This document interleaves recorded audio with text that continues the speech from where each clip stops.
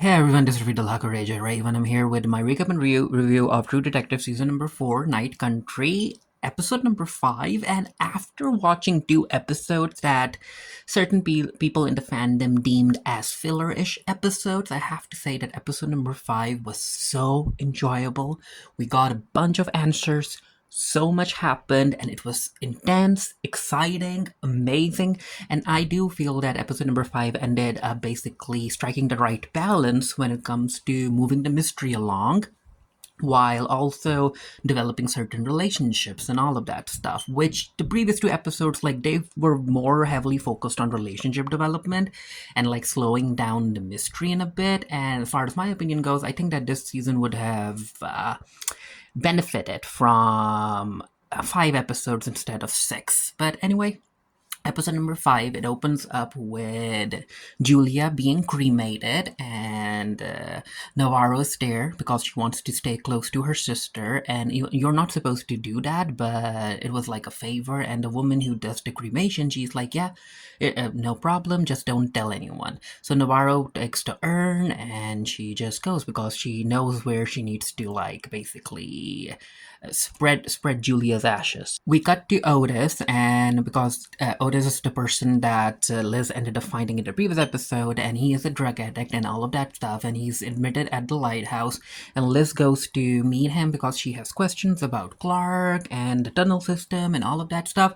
And she also asks Otis about his own injuries, about what the heck happened 30 years ago. And Otis is like, I don't really like remember that much, but I do remember that we were working, and then people, like the men on my team, ended up hearing these voices as if the voices were calling them, and yada yada yada, and I barely survived and all of that stuff. And Liz is like, you know what, you were talking about the night country, and I need you to let me know how I can go into the tunnels and all of that stuff. And Otis is like, yeah, I will help you, but you need to get me heroin. And Liz is like, I can't do that. And I'm like, oh no, Liz is gonna do that. He also brings up the fact that he heard the voice that she's awake, she's awake, she's awake. Again, we don't know what she is. I think it could be a machine that drills into the ice, and because we call machines she or her, so that could be it. But I could be wrong. And also, Liz remembers how she ended up hearing the entire she is awake thing in one of her dreams. With Otis telling them where the entrance is, even though it's supposed to be like blocked off and whatnot, Liz and Navarro head to the entrance, and Liz notices the urn in Navarro's car, and she's like, do you want to talk about it? Navarro's like, no. Then we switch to Kayla, and yeah, Kayla is done with Peter. She just wants him to go.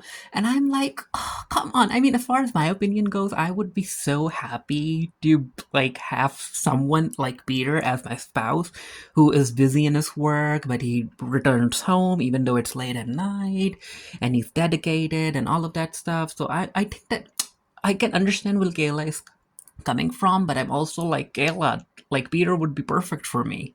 But yeah, Kayla is like, yeah, you need to go. Please don't come home back tonight. While on their way to the cave entrance, this is where Liz ends up talking about Leah and all of that stuff. And Navarro's like, what's your issue with Leah? And Liz is like, well, she has a girlfriend. And Navarro's like, I had a couple of those too. Is that the issue? Liz is like, no, that's not the issue. The fact is that she is like uh, attending protests and going after the mines and all of that stuff. I don't want her to become a radical. And Navarro's like, but it's not her fault, right? It's the mines. They're poisoning the water and all of that stuff. And Liz's like, I know. I understand that, but I don't want Leah getting mixed up in all of that stuff and getting hurt and whatnot. They come to the entrance of the cave, and it turns out that it's on the silver mine property. So yeah, everything is connected to the mine. But of course, Navarro and Liz can't get in there because, again, the entrance is blocked off. Peter walks up to his dad's house, and he sees his dad playing the guitar and singing a song, and Peter just doesn't like walk in. He has to ask permission first, so he kind of hides away behind the house, and he's like, Dad, what you doing?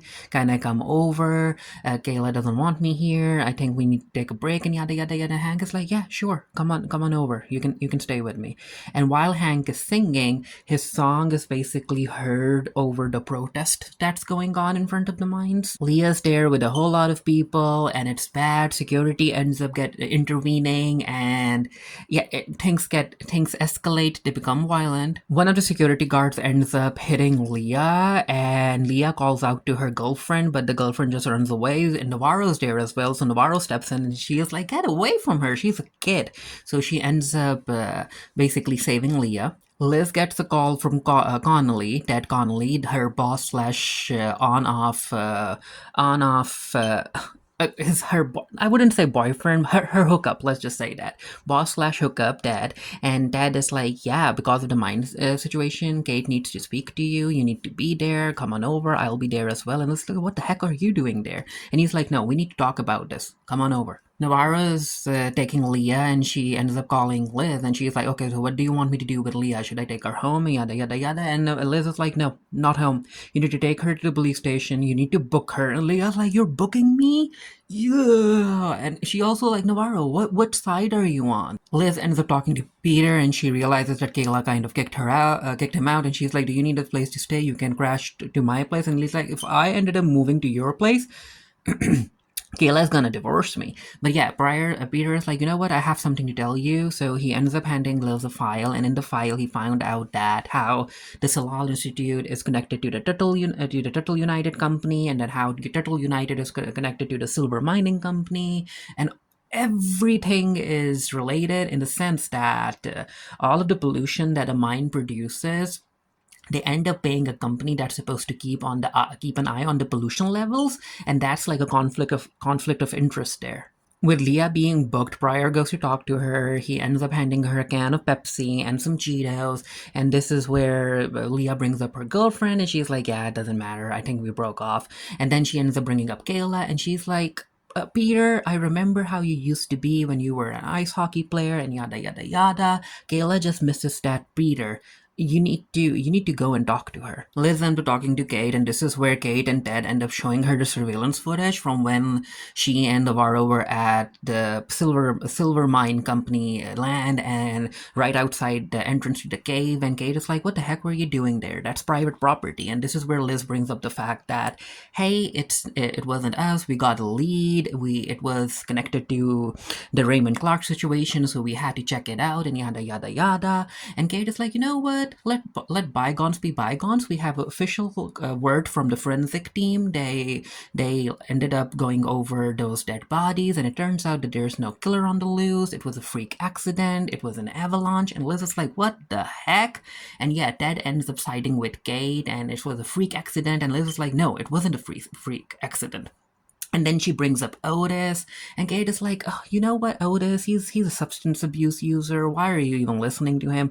And yeah, basically Liz is like, you know what, I'm not backing off. All of this is connected to the Annie case, and yeah, I'm gonna look into it. But Dad is like, no, I'm closing the case.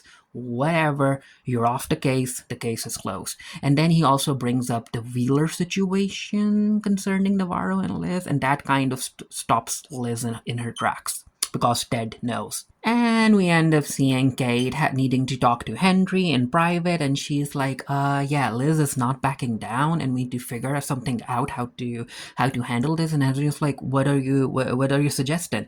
And Kate ends up bringing up Otis, and she's like, Otis needs to be dealt with. And Henry's like, no, I'm not a killer. I'm not killing a killer. No. I'm not telling you to kill anyone. Of course not. I'm just saying that Otis is a substance abuser, and things happen to substance abusers, Hank. And Hank is like, you promised me something, Kate. You promised me chief of police, and that never happened. And Kate is like, how the heck was I supposed to know that Liz was going to be exiled here? The bureaucracy was in shambles. I couldn't really do anything. But hey, if you handle this situation, the position is yours. We cut to the laundromat, and Navarro is like washing clothes, and this is where she ends up noticing human hair strands. And again, she's getting her visions, and Kayla is there too, because she's taking over the laundromat while her, I guess, grandma is off on some appointment or something. And then before they can continue talking about the Peter and Leah thing, this is where Kavik comes in, and Kavik's like, hey, I found her. So it turns out that Kavik knows this dude who knows about the symbol on the stone that Navarro found, and And this is where the guy ends up telling Navarro that, hey, I know what this is about. Our elders told us to stay away whenever they saw the symbol. It was basically like a warning from hunters. So it turns out that the night country is actually underground, and there are certain, all of those tunnels, and there are certain places where the ice can break and people can fall down. And as kids, they used to do that and everything. And Navarro's like, okay, so how do we get into the tunnels? And he's like, just go to the highest point and then dig in. Navarro rushes to Liz and she's like, Liz, I know how to get to the tunnels even though the entrance is blocked. All we need to do is we need to ask Otis to lead us to the highest point and yada yada yada. We can break in. We can go in there. And Liz is like, no, Navarro, it's done. Dad took me off the case. We need to stop pursuing it and yada yada yada. And Navarro's like, how can you even say that? We're just so close. We're so close to the Annie situation, like uncovering it, like giving her justice and everything. And Liz is like, no, he knows about Wheeler. And Navarro's like, what? She's like, I don't know how he found out, but Ted knows about Wheeler, Navarro. And again, Navarro's like, no, I'm still not backing off. But then she realizes what Liz is implying. And this is where she's like, you know what? I'm not gonna carry the Annie situation alone. You're also gonna carry it, Liz. You're the one who's gonna leave her all alone in the dark tunnels.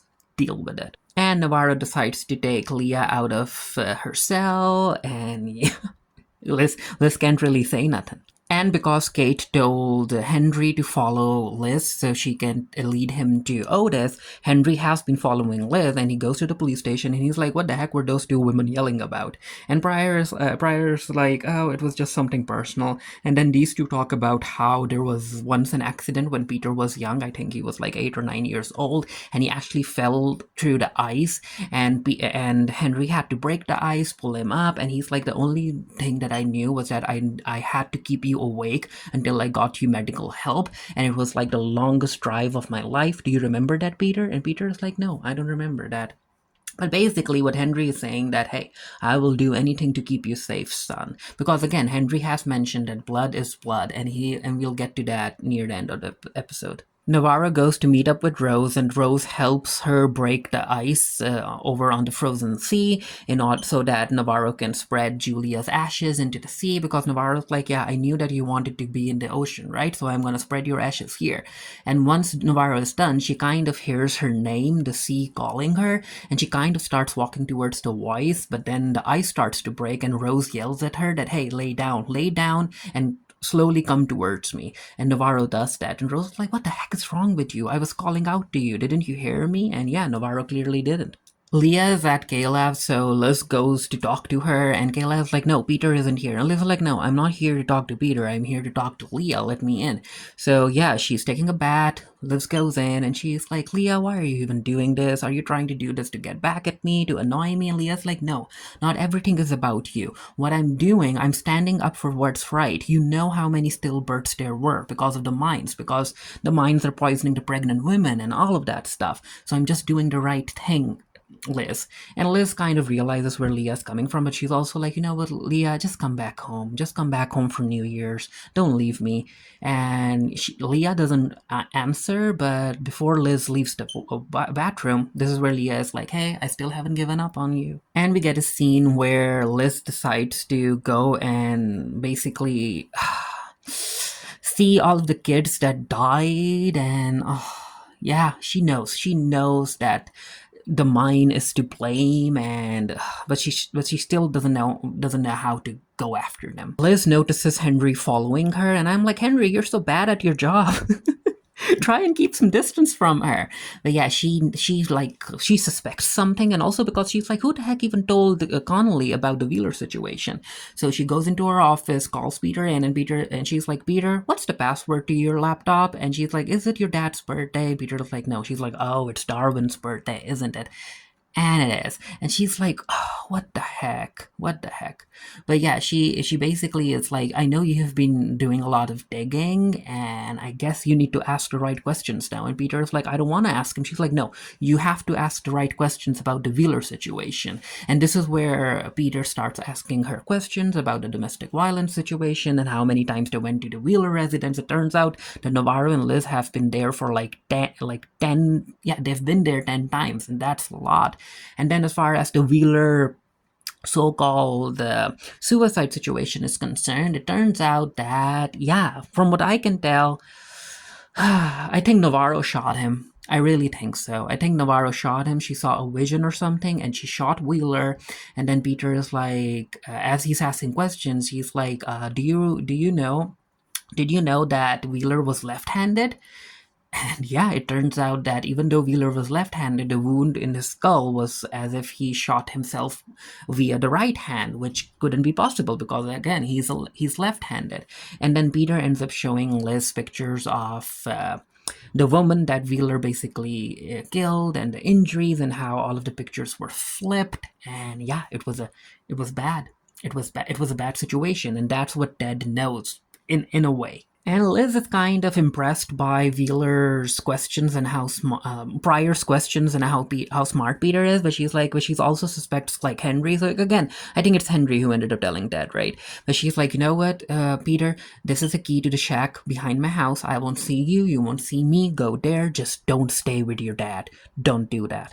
And then Henry walks in to talk to Peter, and Peter is like, "Don't talk to me." And Henry's like, "What? What's up? What's up, son?" And Peter's like, "Don't talk to me. Don't touch me. Just go away." Because understandably, Peter doesn't appreciate the fact that his dad is basically a corrupt cop. And then we get a scene where Navarro goes to Calvix, and she just gets into bed to him. And before he can talk, she's like, "No, just don't talk." She basically puts her hand on his mouth, and they just scuttle.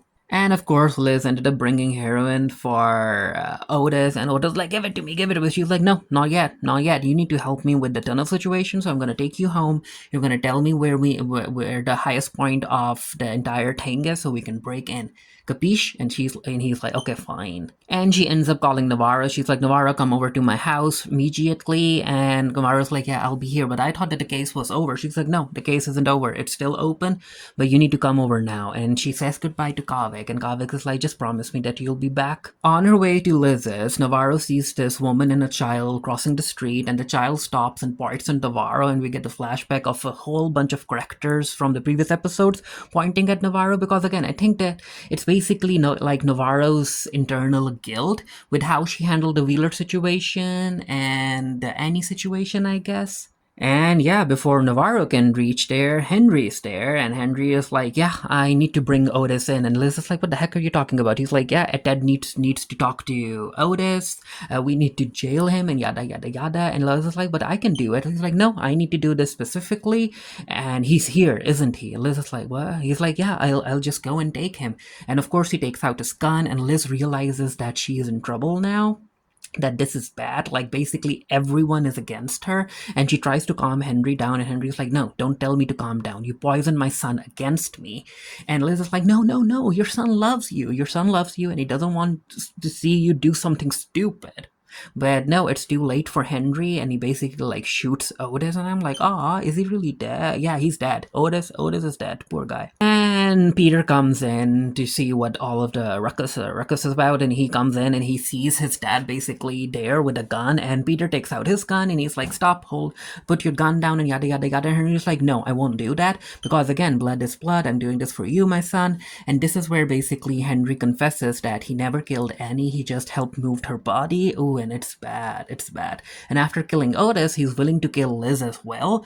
But before he can shoot Liz, Liz is like, "Peter, think about it.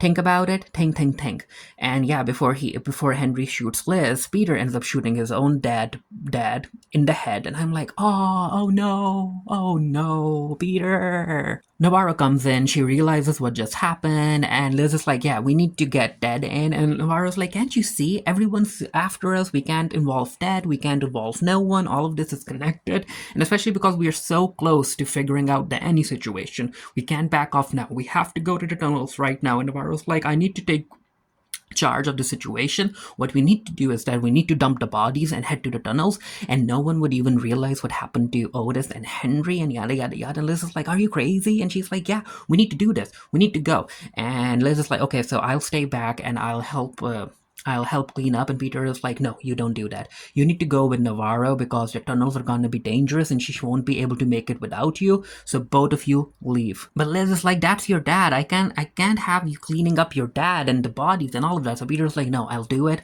I know what to do. I'll clean them good. And before Navarro leaves, she's like, Peter, take the bodies to Rose and tell Rose that you need to send them. You need to take the bodies to Julia. She'll understand.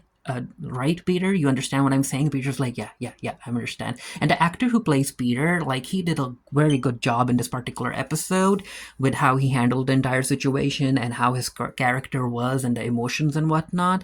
The roller coaster of emotions he went through.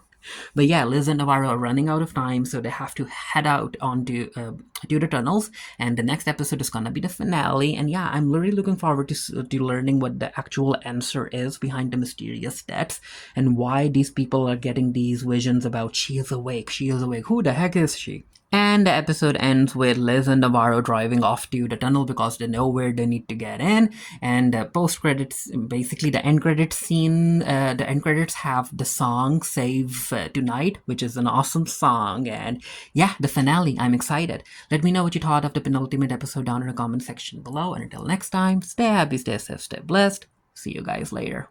Bye.